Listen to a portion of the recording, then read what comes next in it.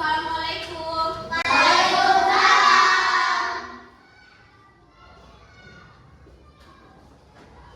Selamat pagi semuanya. Apa kabarnya hari ini?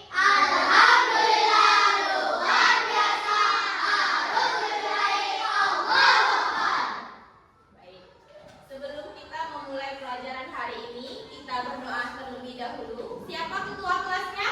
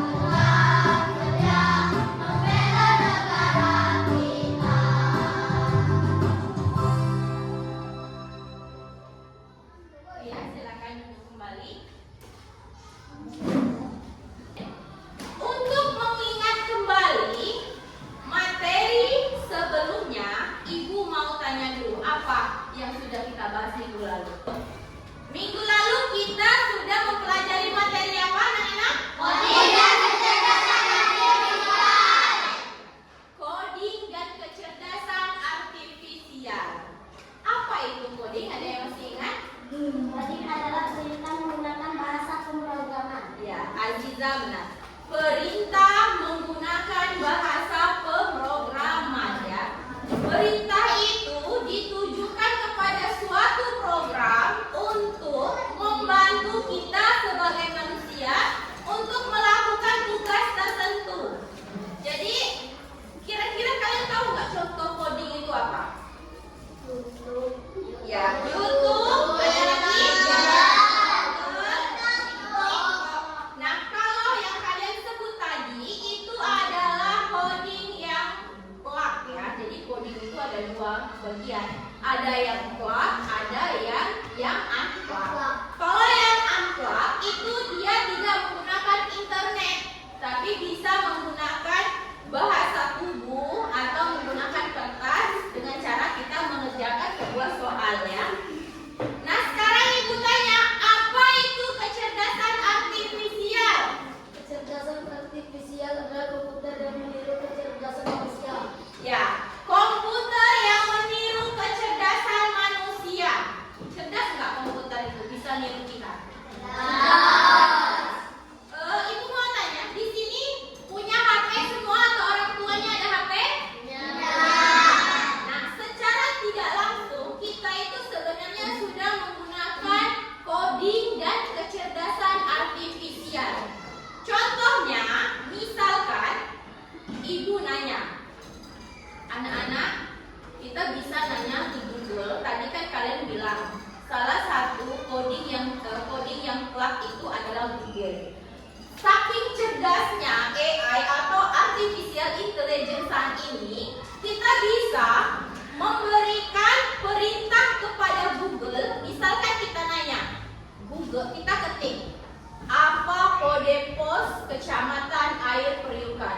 Atau perintah itu juga bisa dalam bentuk voice note. Voice note apa?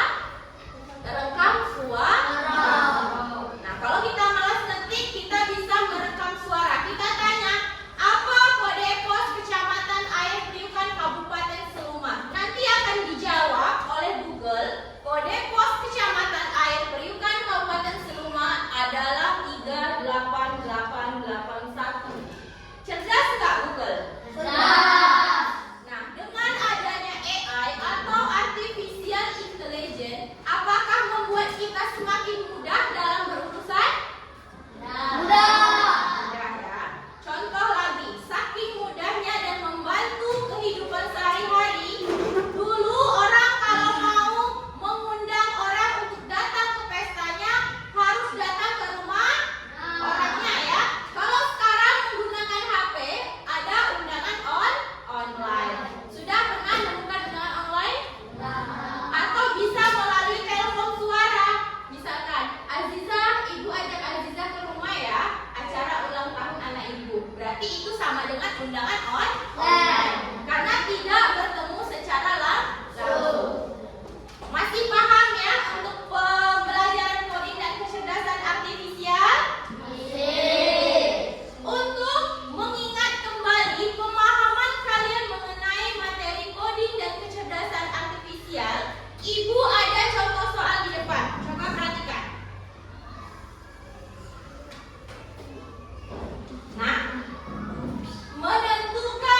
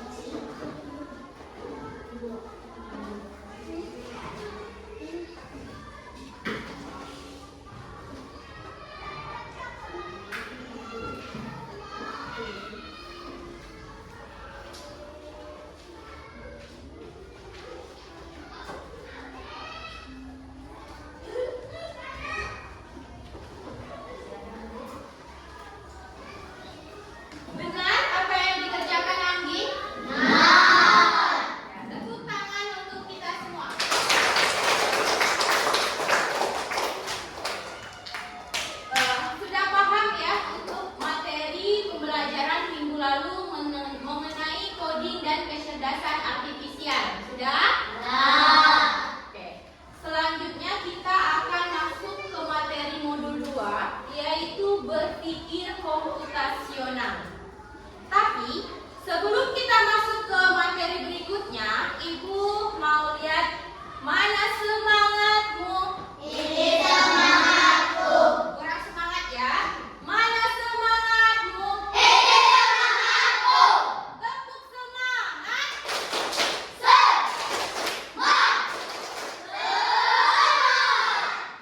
Udah semangat. Sekarang Ibu mau cek konsentrasi kalian. Tahu tepuk 1 sampai 5? Oke, Ibu akan coba cek konsentrasi kalian. Tepuk 1. Tepuk 1. Tepuk 2. Tepuk 3. Kok masih ada yang belum kompak? Coba lagi ya. Oke, fokus konsentrasi ya. Yang semangat ya, karena Ibu pengen kalian sebelum masuk ke materi berikutnya itu mesti konsentrasi dan semangat. Lagi ya. Tepuk 1. Tepuk 2. Tepuk 3. Tepuk 4. Tepuk 5. Oke, berarti udah siap belajar semuanya ya. Oke.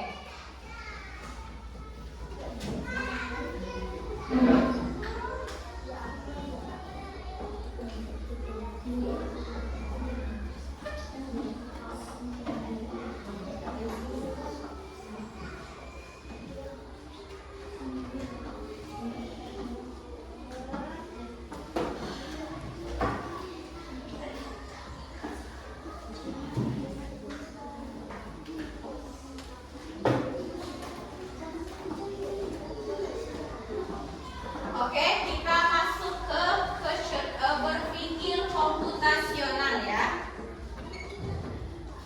Sekarang, apa tujuan pembelajaran kita dalam mempelajari berpikir komputasional? Apa? Silakan dibaca nomor 1 apa?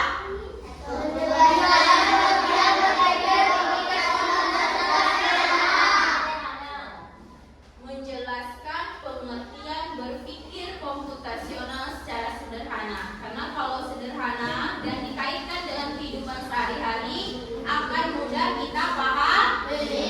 Lalu yang kedua apa?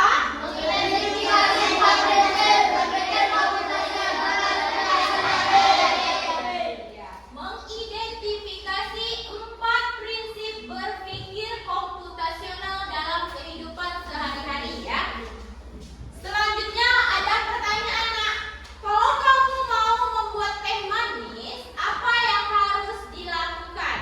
Sekarang Ibu tanya. Itu pertanyaannya. Pernah bikin teh manis di rumah? Apa yang harus kita lakukan? Menyiapkan gelas. Gelas itu termasuk alat dan bahan ya? Apalagi? Menyiapkan teh, menyiapkan sendok, terus apa lagi? Air hangat. Apa lagi? Lalu kalau bahan dan alatnya sudah disiapkan, apa lagi yang mesti kita lakukan? Kita siapkan gelas, kita masukkan gula ke dalam gelas, lalu masukkan air hangat dan celupkan teh. Sudah berubah airnya menjadi air teh, lalu teh celupnya diangkat, maka teh siap disajikan. Bisa semua ya di sini bikin teh? Oke, kita lanjut. Nah, berpikir komputasional. Apa itu berpikir komputasional ya? Memecahkan masalah secara logis, terstruktur dan sistematis, sehingga solusi yang dihasilkan dapat dipahami oleh manusia maupun dijalan oleh komputer. Jadi berpikirnya itu secara terstruktur atau tertib. Tahu tertib? Dia nggak bisa langsung ke Z, tapi dia harus dari A dulu, ya. Paham? Sama tadi kayak yang kita bahas kecerdasan artifisial. Nah, itu kita harus jelas memberikan instruksi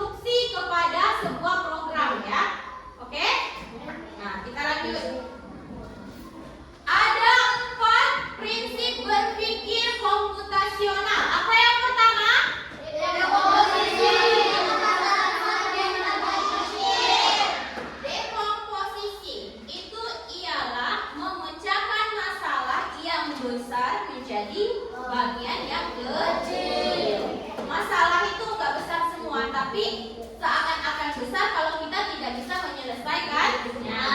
Yang kedua apa? Mengenal pola. Ya, pengenalan pola, yaitu mengidentifikasi kesamaan pola dari masalah. Lalu yang ketiga, Abstraksi.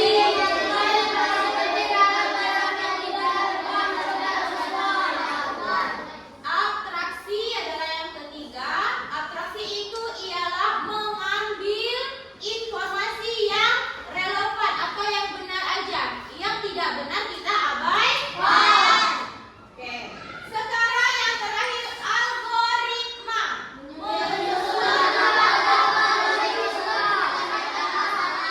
Ya, algoritma ialah menyusun langkah-langkah logis untuk menyelesaikan masalah. Sekarang kita masuk ke contoh dekomposisi. Coba kalian lihat dulu apa yang ada di depan. Ayam. Ada apa aja?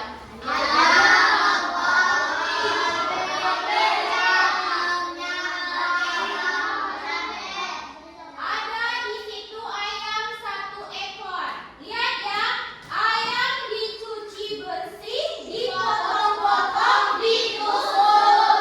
Stop sampai situ. Lalu ada bahannya, ada kacang, ada kemiri dan ada cabai. Dicuci bersih. Lalu ada bawang putih dan bawang merah, dikupas dan dicuci bersih. Yang kedua, bumbu tadi dihaluskan. Di bawahnya lihat di situ ada kecap bango, ada minyak goreng dan ada garam. Nah, bahan yang dihaluskan tadi dicampur dengan minyak goreng, dengan kecap dan garam, lalu dicampur dengan sate yang sudah ditumbuk. Lalu disajikanlah menjadi apa? Sate. Nah, itulah contoh dari berpikir komputasional dekomposisi. Jadi, dia memecahkan masalah yang besar ini bukan besar ayamnya aja ya. Kalau ayam kayak gini bisa nggak dimakan? Makanya dia dianggap masalah bagaimana cara membuat kayak ayam yang mentah ini bisa menjadi sebuah makanan yang disajikan dan bisa dimakan. Paham?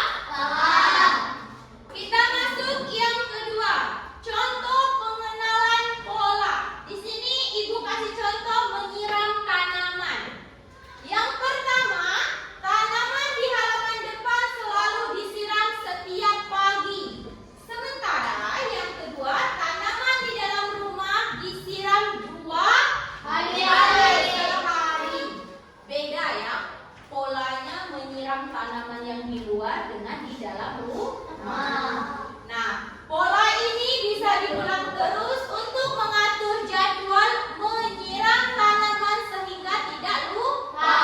Kalau ada polanya seperti ini, kalian pasti udah tahu ya, kakak ibu kalian, nah kalau nyiram tanaman yang di luar cukup sehari sekali ya, setiap pagi. Nah, sementara kalau tanaman yang di dalam rumah itu harus disiram 2 kali sehari. Oke. Kita lanjut ke abstraksi. Contohnya apa di situ? Contohnya ialah menentukan rute tercepat ke sekolah. Rute itu ialah perjalanan kita menuju sekolah. Apa yang pertama? Fokus pada informasi penting.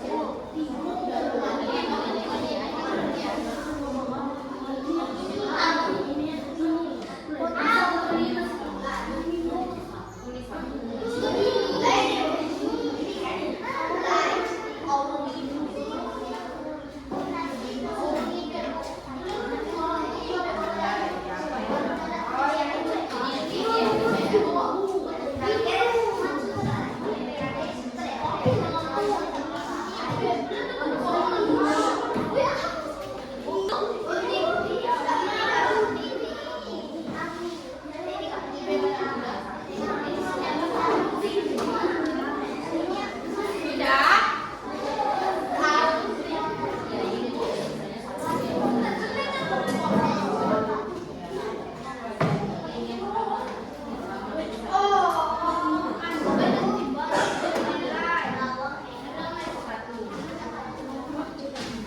Yang dekomposisi itu tulis. Tahap pertama apa? Tulis satu. Misalkan. Yang mana yang pertama? Banyak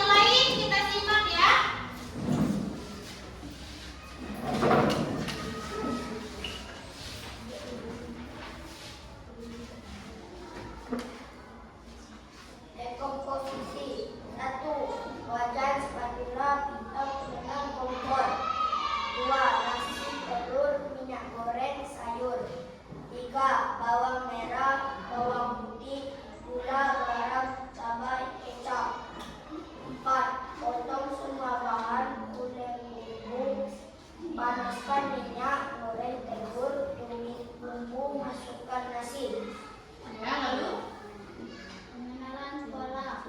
Untuk membuat satu porsi nasi goreng diperlukan waktu kurang lebih 10 menit. Abstraksi. Mencatat bahan pembuatan nasi goreng kemudian mengolah. Memasak jenis nasi goreng lain yang berbeda seperti yang sudah pernah dimasak.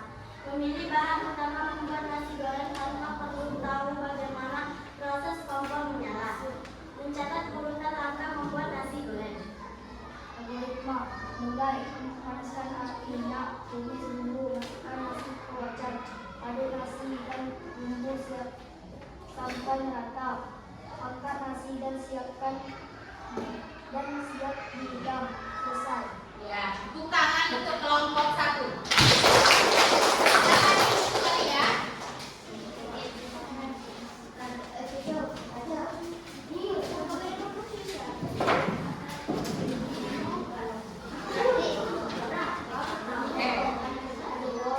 Sekarang selanjutnya kelompok 2.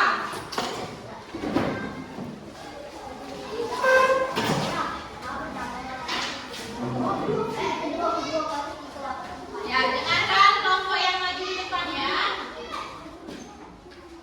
Ya, silakan.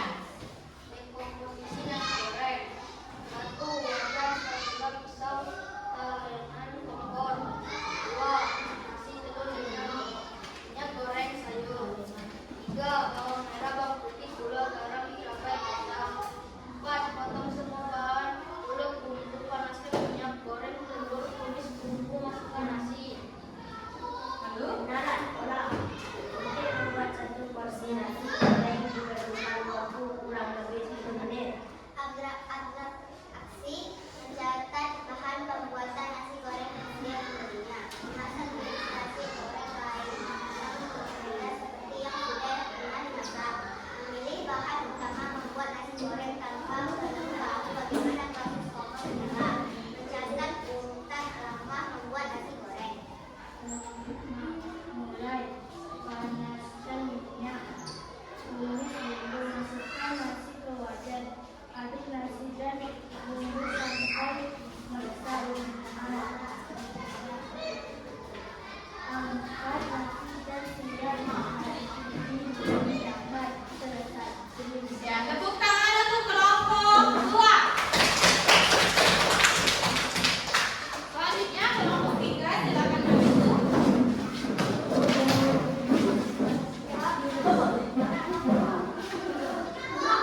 Ya, yang lain dengarkan kelompok 3 yang maju di depan ya. Ya, silakan.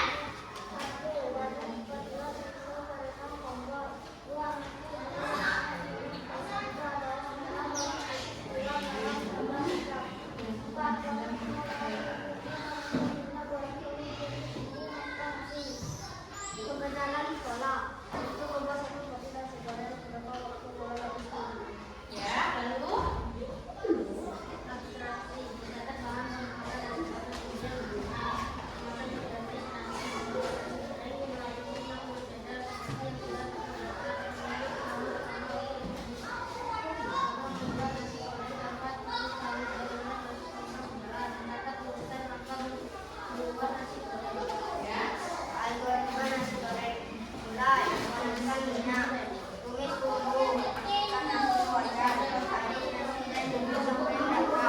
Angkat nasi dan siap dihidangkan. Selesai. Ya, tepuk tangan untuk kelompok 3.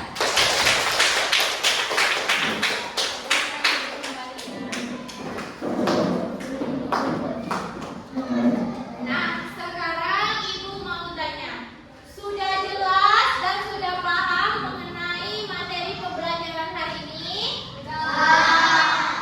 Sudah ya, bagaimana tahapan-tahapan cara berpikir komputasional? Oke? Oke.